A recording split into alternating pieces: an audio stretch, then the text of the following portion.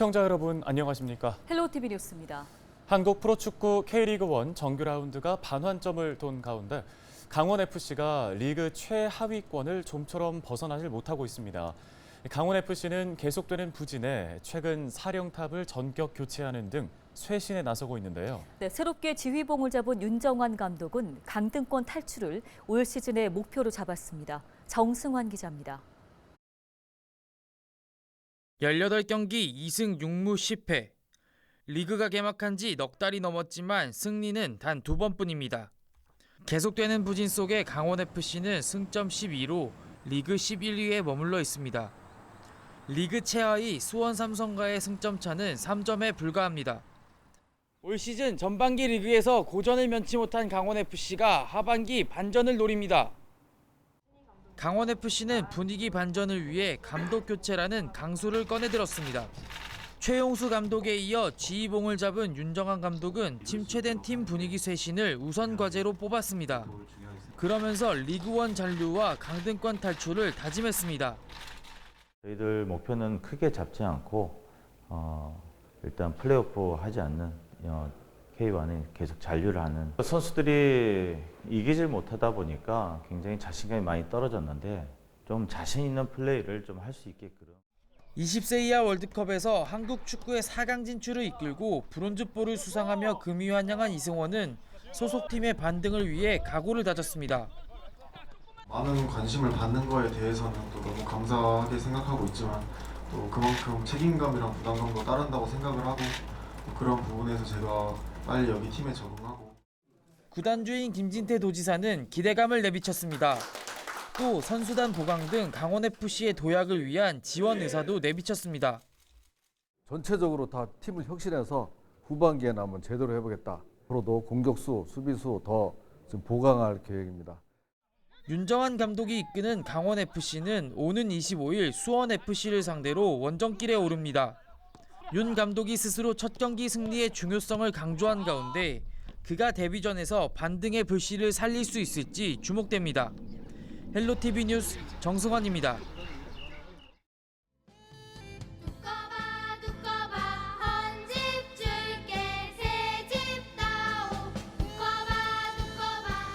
네, 오래전부터 들었던 익숙한 노래죠. 네. 자, 오래된 집을 팔고 새 집으로 이사를 가게 되면 기분이 굉장히 좋을 텐데요. 하지만 최근에 강원 지역에서는 이런 기분 좋은 일이 오히려 고통이 되고 있다고 합니다. 예, 많은 사람들이 새로 분양을 받은 집으로 이사를 준비했다가 기존의 집이 팔리지가 않아 걱정이 이만저만이 아닌데요. 어찌된 일인지 박건상 기자가 전해드립니다. 원주시에 거주하는 30대 A씨. A씨는 둘째 아이를 낳고 새 아파트를 분양받았습니다. 하지만 기존 아파트가 팔리지 않아 비싼 이자를 감수하고 담보대출을 받아 억지로 이사까지 했습니다. 일시적 2주택으로 대출을 받았지만 1년 내에 기존 집을 처분하지 않으면 받았던 대출을 다시 상환해야 합니다. 집을 벌써 내놓은 지 거의 1년 가까이 됐는데 집을 보러 오는 사람이 3명? 그동안 거래가 전혀 없다고 하더라고요. 부동산에서도. 일시적 2주택자로 해서 대출을 받을 수는 있는데 그것도 1년 안에 처분을 해야 되는 조건이기 때문에 그때까지도 안 팔릴까 봐 지금 걱정이 크죠. 여기에 2배 넘게 늘어난 대출 이자 부담은 오로지 A씨 가족의 몫이 됐습니다. 주택산업연구원이 내놓은 자료를 보면 지난 5월 강원 지역 새 아파트 입주율은 56.2%로 전국에서 가장 낮은 것으로 나타났습니다. 수도권의 경우 80%가 넘고 비수도권의 경우 경상권을 제외한 지역 대부분은 입주율이 계속해서 하락 추세입니다. 그나마 최근 들어 실수요자 중심으로 아파트를 찾는 사람들이 속속 늘어나고 있지만 실제 계약으로 진행되는 경우는 극히 드문 상황입니다. 게다가 강원 지역 아파트 분양은 당분간 계속해서 이어질 전망입니다. 거래 감소를 더욱 부추기고 있는 원인 중 하나입니다. 강원 지역 6월 분양 물량은 4,500가구가량 됩니다. 분양 물건이 지금 앞으로 한 3천여 세대 정도 지금 분양 예정되어 있고요. 지금 미분양 물건도 지금 한 2천여 세대가 지금 누적되어 있는 상황이다 보니까 지금은 거의 없다고 볼 수 있습니다. 단지 전세나 월세를 찾는 비중은 좀 늘어나고 있습니다. 실제 강원 지역 아파트 거래량을 보면 지난해 5월 2,000가구가 넘었지만 올해 5월은 1,500가구로 줄었습니다. 전문가들은 당장 부동산 시장의 회복세는 기대하기 어려울 것으로 전망하고 있습니다. 다만 정부의 규제가 조금씩 풀리다 보면 부동산 경기도 살아나겠지만 지방까지 확산되기 위해서는 시간이 필요할 것으로 내다보고 있습니다. 미분양이 지금 수도권 정도의 인기 있는 데부터 지금 시작을 해서 나중에는 이 인기 있는 부분들이 차고 넘치면은 그때는 또 수요들이 강원도라든지 이런 부분으로 또 불이 올라탈 거라고 저는 생각이 들거든요. 그래서 이거는 해소될 수 있는 부분은 시간이 좀 필요한 거고. 계속해서 위축되고 있는 강원 지역 부동산 시장. 실수요자들의 피해를 막기 위해서는 정부의 조속한 대책 마련이 시급하다는 지적입니다. 헬로티비 뉴스 박건상입니다. 다음 소식입니다. 지난 4월 강릉 산불 당시 소실될 위기에 놓였다가 다행히 화마를 피해 옮겨졌던 강릉 경포대 현판 7기가 제자리로 돌아왔습니다. 강릉시와 문화재청은 20일 오후 경포대 정자 앞에서 현판 귀향식을 개최했는데요. 산불 당시 강릉시청 공무원들은 경포대 현판 7점을 떼내 오죽헌 시립박물관 수장고로 옮겼습니다. 문화재청은 해당 현판 일부가 손상된 것으로 확인되자 이를 복원하고 보전 처리 작업을 진행했습니다. 관동 8경 제1경으로 꼽히는 강릉 경포대는 2019년 국가지정문화재 보물로 지정됐습니다.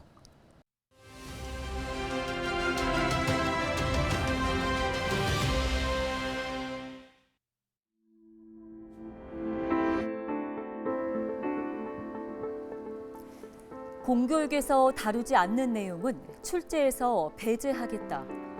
한국 교육의 경쟁력을 높이고 사교육비를 줄이기 위해 당정협의회에서 나온 결과입니다. 수능에서 초고난도의 문항인 킬러 문항을 출제하지 않겠다는 이야기입니다. 또 지난 정부에서 폐지하기로 한 자사고와 외국어고, 국제고는 존치하고 학생 소질과 적성에 맞는 맞춤 교육을 하겠다는 계획도 내놓았습니다. 이런 당정의 발표에 교육 현장은 혼란스럽습니다. 수능을 주관하는 한국교육과정평가원의 원장은 사임을 했는데요. 당장 오는 9월에 시행되는 모의평가, 그리고 11월 16일 예정돼 있는 올해 수능. 난이도를 판단하기가 어렵게 됐습니다. 쉬운 수능으로 변별력이 확보에 비상이 걸린 데다 일부 교육 전문가들은 쉬운 수능에 오히려 불확실성이 커지면서 사교육 시장이 더 커질 수 있다는 문제를 제기하고 있습니다. 또 지금과 같은 치열한 대입 경쟁 구조에서는 어떠한 사교육 대책도 실효를 거두기가 쉽지 않을 것이라는 목소리도 나옵니다. 지나친 학교 서열화, 숨막히는 입시 경쟁, 이로 인한 사교육 시장의 확대까지. 당정은 오는 27일 사교육 대책을 구체적으로 발표하겠다고 밝혔는데요. 교육 현장의 혼란을 줄일 수 있는 대책이 나올 수 있을지 주목됩니다. 데일리 브리핑이었습니다.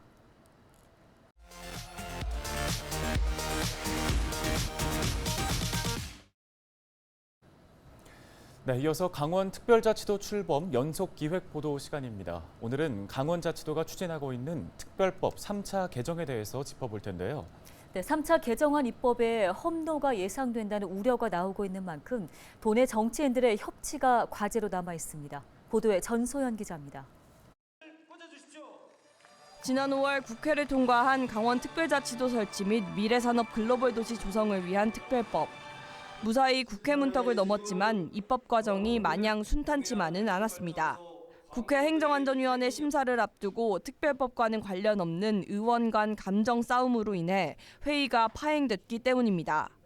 법안 심사가 차일피일 미뤄지자 강원도와 강원도민 등 1000여 명은 국회 상경 집회를 열어 조속한 심사를 촉구했습니다. 또 도 정치권 인사들이 여야를 설득한 끝에 법안 소위가 열렸습니다. 강원도의 원팀 전략이 성공적이었다는 평가가 나오는 이유입니다. 잘했죠. 내용이 빈약해서 그렇지 서로 간에 공존을 해야 되는 부분들이 있었기 때문에 강원도가 전략을 잘 짰던 것 같아요. 3차 개정안 입법을 앞두고 여야 간 협치는 더 절실해졌습니다. 3차 개정안 통과가 쉽지 않을 것이란 전망이 나오기 때문입니다. 출범 날짜를 정해놓고 추진했던 2차 개정보다는 더 쉽지 않은 상황이다. 훨씬 더 어려운 정치적 절차가 필요하다고. 우리는 금방 내고 싶지만 피로감을 느낄 가능성이 있어요. 2차 개정 당시 누락된 특례를 3차 개정안에 담기 위해서는 여당인 국민의힘 의원들과 국회 다수당인 더불어민주당 의원들의 공조가 반드시 필요합니다. 강원도는 선거 국면에 접어든 시기를 최대한 활용해 총선 전까지 3차 개정안을 통과시키겠다는 계획입니다. 강원도민의 표심을 의식한 정치권의 협조를 받겠다는 전략입니다. 그지 않으면 되게 힘듭니다. 이제 정치 상황을 봐야 되는 거죠. 이게 어떻게 되는 건지. 총선 전까지 남은 시간은 약 10개월. 강원도는 12월까지 개정안 초안을 완성하고 법안 통과 전략을 구상할 방침입니다. 헬로티비 뉴스 전소연입니다.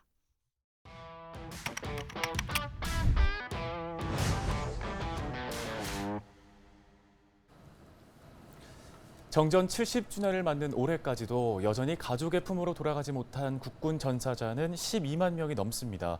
국가보훈처는 최근 이들을 기리기 위한 12만 1,879개의 태극기 배지를 제작하기도 했는데요. 네, 오늘 뉴스토리에서는 호국 보훈의 달인 6월을 맞아 김수아 기자가 국방부의 유해 발굴 사업 현장을 다녀왔습니다. 1950년 6월 25일 북한군의 기습 남침으로 시작된 6.25 전쟁. 같은 민족끼리 3년간 총부리를 겨누면서 온 나라가 초토화됐습니다. 당시 전국에서 벌어진 전투는 186건. 전쟁 중 사망한 국군 전사자는 16만여 명에 달합니다. 이 중 12만여 명이 아직도 가족들의 품으로 돌아오지 못했습니다. 국방부 유해발굴 감식단과 국군 장병들은 아직 유해를 찾지 못한 6.25 전사자 발굴 작업을 진행 중입니다. 저는 지금 강원도 횡성군 야산에 나와 있습니다. 이곳에서 30분 정도 올라가면 과거 6.25 전쟁 당시 강림 안흥 전투 현장에 가볼 수 있는데요. 함께 가보시죠. 험준한 산길 곳곳마다 표식을 위한 작은 깃발이 꽂혀 있습니다. 빨간 깃발은 금속 탐지기로 탐지했을 때 적군의 유품이, 노란색은 중공군, 파란색은 아군의 탄 피가 발견됐다는 뜻입니다. 보시면 짙은 색의 흙이 70년 동안 쌓인 흙이고 그 아래에 밝은 색의 토양이 6.25 전쟁 당시 밟았던 생토층입니다. 그래서 유해를 발굴하기 위해선 이 생토층이 나올 때까지 파야 해서 상당히 힘듭니다. 파다가 유품들이나 그런 게 나오면 거기를 좀 더 파서 유품이 나오면 유해가 나올 확률도 좀 더 있으니까. 육군 36사단은 지난 15년간 강원도 횡성과 평창 등의 일대에서 전사자 유해 발굴 작업을 벌여왔습니다. 올해 유해 발굴 작업은 지난 4월 16일부터 시작됐는데 한 달 남짓한 시간 동안 장병들이 판 구덩이만 축구장 12개 면적에 달합니다. 지난 2000년 유해 발굴 사업 시작 이후 발견된 국군 전사자 유해는 11,000여 구. 매년 490명 정도의 호국 영웅이 다시 가족들의 품으로 돌아갔습니다. 장병들은 유해 발굴 시 발견된 탄피의 종류와 개인 소지품을 확인해 신원을 파악 중입니다. 전사자 병적 기록 등 자료 조사를 거쳐 발견된 유해와 유가족 간 유전자를 비교 분석합니다. 국군 전사자로 확인된 유해는 유가족들과 호국의 영웅 귀환 행사를 거쳐 국립현충원에 안장됩니다. 저희가 올라오게 되면 항상 선배 전우분들께 이제 예의를 표하고 실시합니다. 오늘 하루 제 몸이 힘들지만 한 분이라도 한 구의 유해라도 더 찾아서 내려가겠다라는 마음가짐으로 실시하고 있습니다. 12만 1,879명. 지난해 말 기준 아직 우리 곁으로 돌아오지 못한 국군 전사자들의 숫자입니다. 70여 년의 세월이 흘렀지만 나라를 지킨 호국 영웅을 찾기 위한 유해 발굴 작업은 오늘도 계속되고 있습니다.